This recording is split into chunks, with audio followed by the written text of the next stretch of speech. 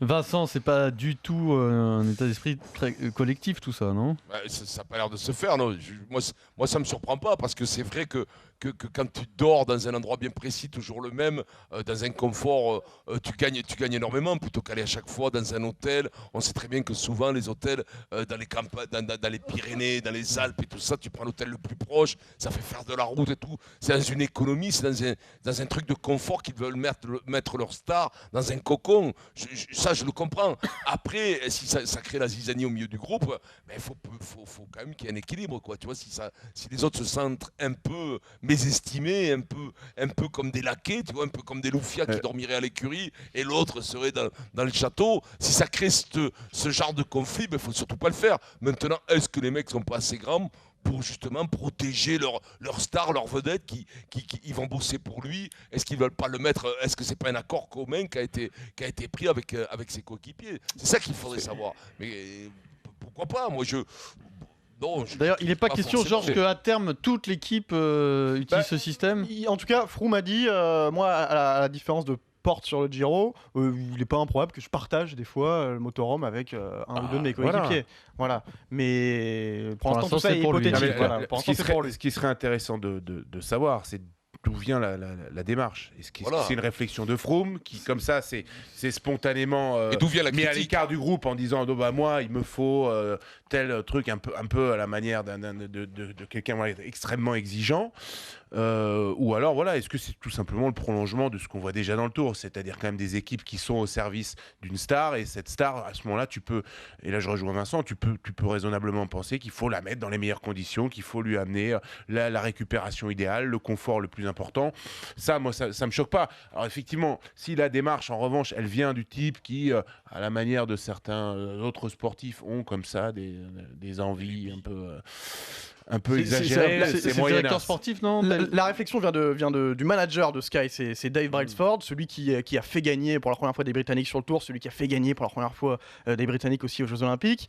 En fait, ils ont une lubie, une obsession, c'est la récupération. Oui. Tout faire pour la récupération. C'est les seuls Sky que vous voyez dans l'air d'arrivée, après avoir franchi la ligne, à aller directement, par exemple, sur un home trainer. C'est le prototype de la préparation des Anglais. C'est tout mettre au service de la performance et te mettre dans les meilleures conditions. Ça, on connaît. Me choque pas, hein, sincèrement. Non. Après, d'où vient la critique? La critique vient des autres équipes pour mettre un peu la zizanie, je pense, sincèrement. Je crois pas que ses coéquipiers critiquent, ils sont tous dans le même truc et ils protègent leur star. Moi, je trouve que c'est. Moi, je vais même plus loin. Je suis étonné que dans le cyclisme, qui est devenu hyper professionnel et hyper machin, c'est pas déjà fait pour toute l'équipe. Parce que, je sais pas moi, on l'a tous vécu, quand tu changes souvent de lit, notamment quand tu arrives en fin de carrière, je peux te dire que tu dors pas bien, tu as mal au dos, et changer souvent de lit, et voilà, et surtout quand tu changes toutes les nuits de lit, des fois quand il est occupé, voire pas occupé, c'est trop de nom. Là, tu prends une volée. Donc moi, je suis étonné que ça se fasse pas déjà. Et pourquoi pas comment dire, que ça rentre dans les mœurs et que toute l'équipe en profite. Alors après, dans ces mobilhomes là, tu peux mettre beaucoup de mecs. Tu n'en mets pas qu'un normalement. Tu dois pouvoir faire dormir plusieurs mecs. Hein. Donc pour une équipe, il en faut pas 12. Hein. Et au niveau financier, je suis pas sûr que ça soit beaucoup plus cher que d'aller à l'hôtel. Mais en fait, non, parce que les équipes ne payent pas l'hôtel. Il faut savoir que c'est vrai, c'est l'organisation. Alors que là, ils payent. Ouais, mais bon, c'est peanuts par rapport à un budget d'une équipe. Et par contre, moi, je sais pas, dans le rugby, je suis pas sûr que dans le rugby ce soit comme ça, mais moi, j'ai joué avec des mecs qui te faisaient gagner les matchs et qui avaient, on en a souvent parlé, et qui avaient des passes droits. Voilà, j'ai des mecs qui, vous voyez, des fois ils s'entraînaient pas quand moi je m'entraînais. Au rugby, il y a seulement le mec qui ronfle qui fait chambre à part. On en est encore à ce niveau-là. Le mec qui te fait gagner les matchs, au décrassage il est pas là, toi tu es là. Non, ça m'étonnerait que ça voit le jour en rugby.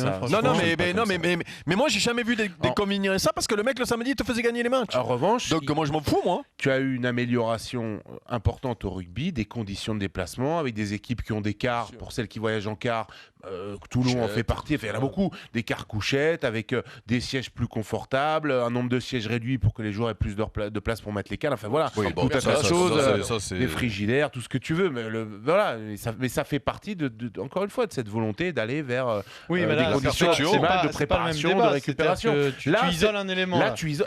Alors, on en revient à ce qu'on disait tout à l'heure, c'est-à-dire ce rapport à l'équipe. Et est-ce que tu peux, comme ça, sortir un élément sous prétexte qu'il est meilleur que les autres ou qu'il est plus important pour lui amener le problème, une préparation Thomas, spécifique? Et le problème, Thomas, c'est que Froome, je peux te dire qu'il va falloir qu'il soit bon s'il est dans ces conditions-là.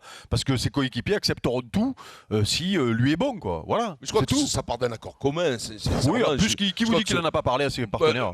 Bien entendu, et que c'est comme ça, dans le contrat c'est comme ça, et qu'on fait tout pour la star pour que justement elle amène l'équipe, qu'elle amène l'équipe en haut, quoi. C'est un travail collectif. Je pense pas que si Wilkinson avait dit je veux faire chambre à part, quelqu'un lui aurait refusé, sincèrement. Non, mais entre faire chambre à part et si Wilkinson il avait dit bon, moi je descends pas au Novotel, mais je descends aux 4 étoiles qui est un peu à côté, ça aurait pas. Non, mais c'est un peu le débat, c'est la même chose, Vincent. T'as des mecs qui vont dormir dans des petits hôtels, entre guillemets, et l'autre il va dormir dans un truc grand luxe avec la clim et tout ce que tu veux. Il y a un vrai problème de confort sur le tour, c'est que des fois tu atterris dans des endroits ça va quand même, où les mecs, la literie, tout ça. Non, mais la qualité de la literie, Georges, c'est pas parce que tu es dans un grand hôtel que tu dors bien dans un lit. Oui, faut pas rêver non plus. Non, mais en général, la literie suit le standing de l'hôtel.